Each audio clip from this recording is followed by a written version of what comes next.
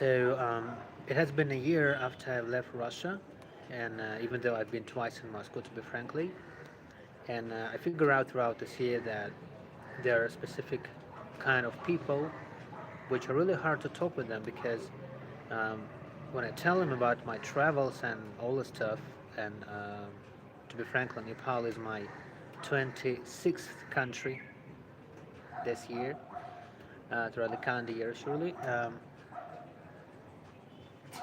When I talk to them, just don't get a think like how to move and why to move and everything. So I've just figured out some tips.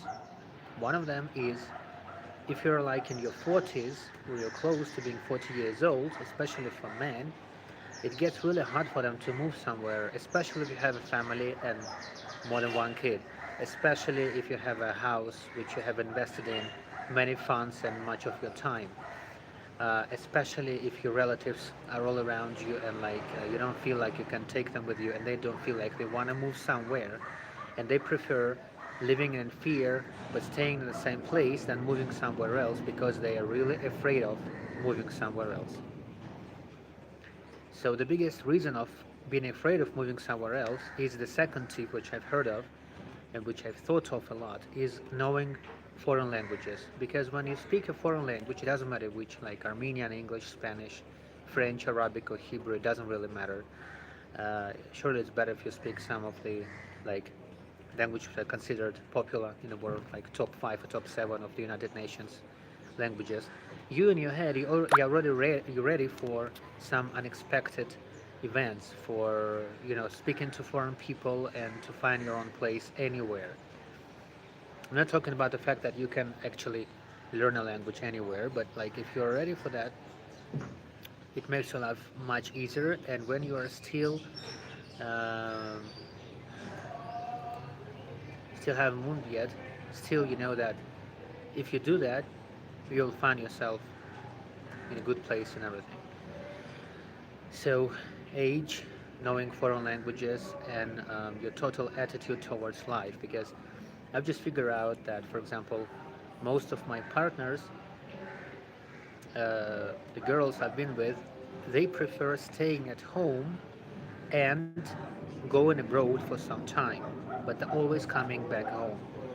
Instead of, as I see it for myself, living abroad and visiting my homeland for some time. So I've never heard about it, I never thought about it before, but thanks to this unprecedented year of being anywhere and changing all kind of hostels and hotels and houses and being here and there, um, applying for all kind of visas where it's necessary and everything where it's required, I figured out that these three tips are a very big, a huge, you know, a huge thing to think about a forehead when you're going to move with somebody. So, are they ready to move according to their age and background and their mentality? Are they ready to learn a new language? Or do they speak it already? And the third thing is that, like, you see yourself being at the place you know in the comfort zone because no one is ready to leave their comfort zone. I mean, people should be mentally brave and ready for it. So think about those three things. It will help you a lot.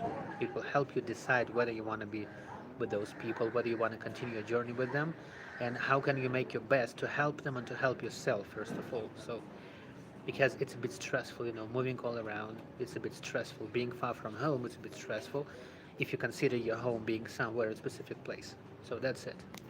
Thanks and greetings from Kathmandu.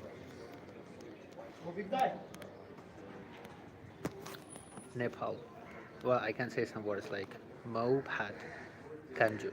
That's what I can say in Nepali, which actually means like I want to have some rice. Mo Phat Kanju. So have a good day. Bye.